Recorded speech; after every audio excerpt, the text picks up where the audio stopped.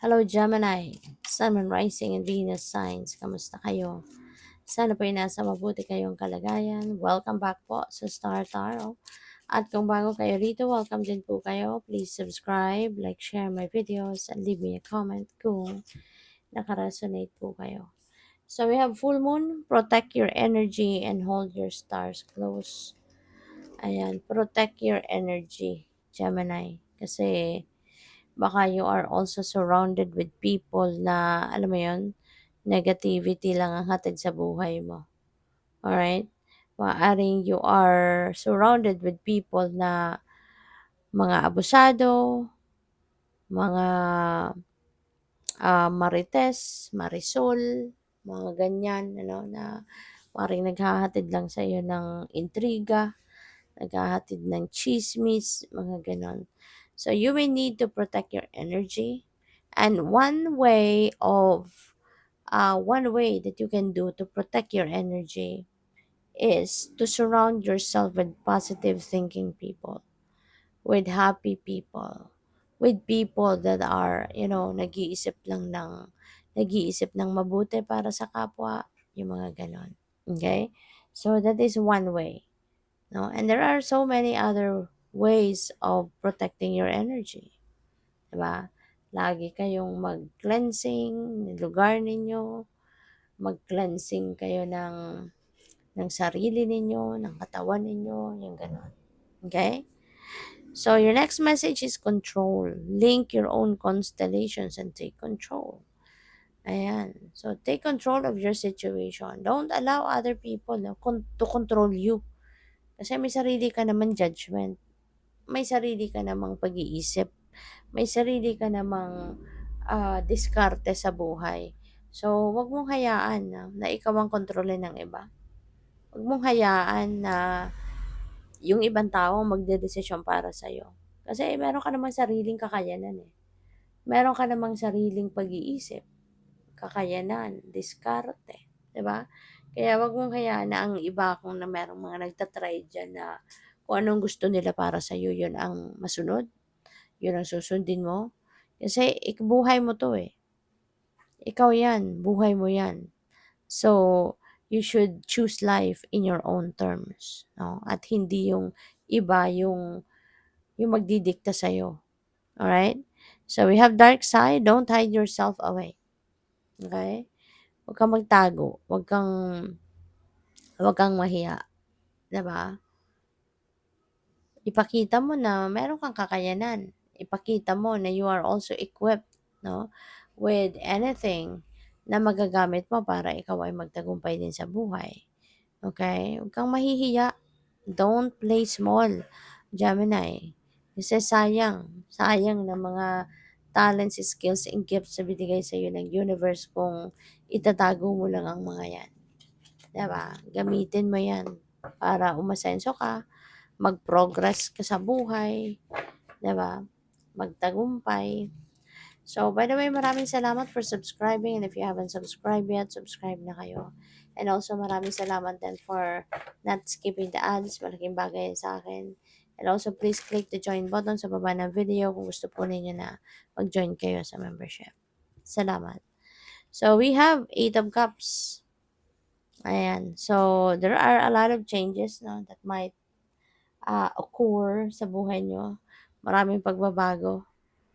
Pero magandang pagbabago. Tingnan mo yung kulay ng mga butterfly, diba? Napaka-colorful, sama-sama. So, pwedeng sa mga pagbabagong ito na gagawin mo sa buhay mo, maaaring hindi ka lang dito nag-iisa.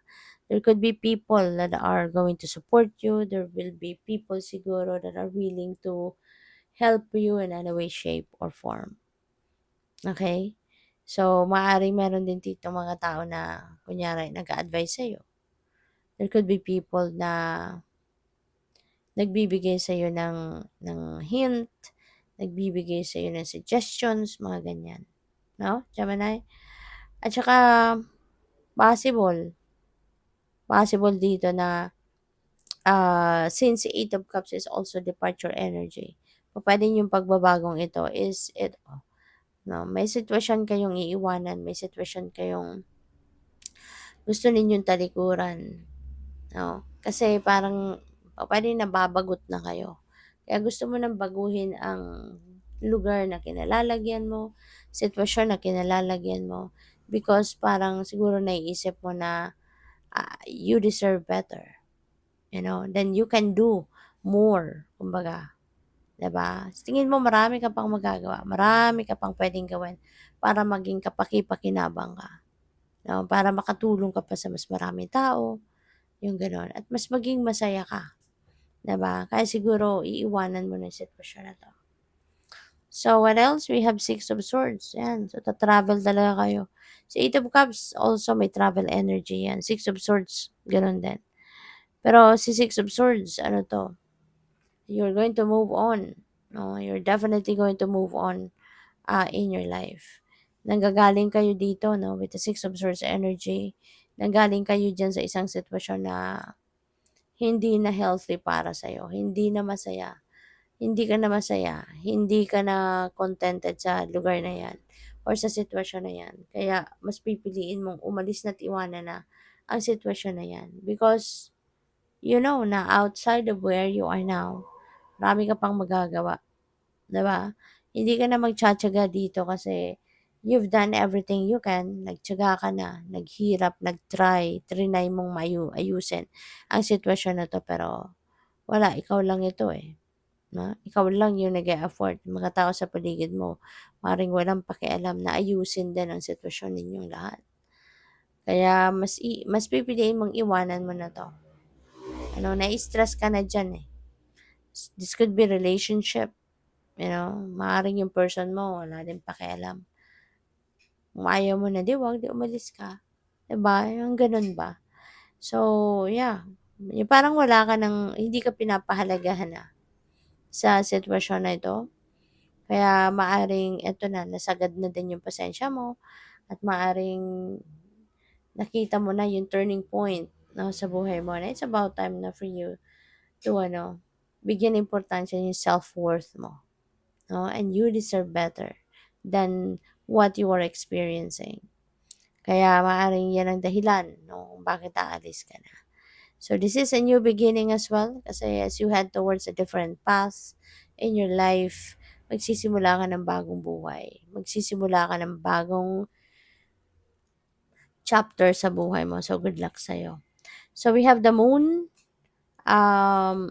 Maaaring maraming guidance ang binibigay sa iyo ng universe.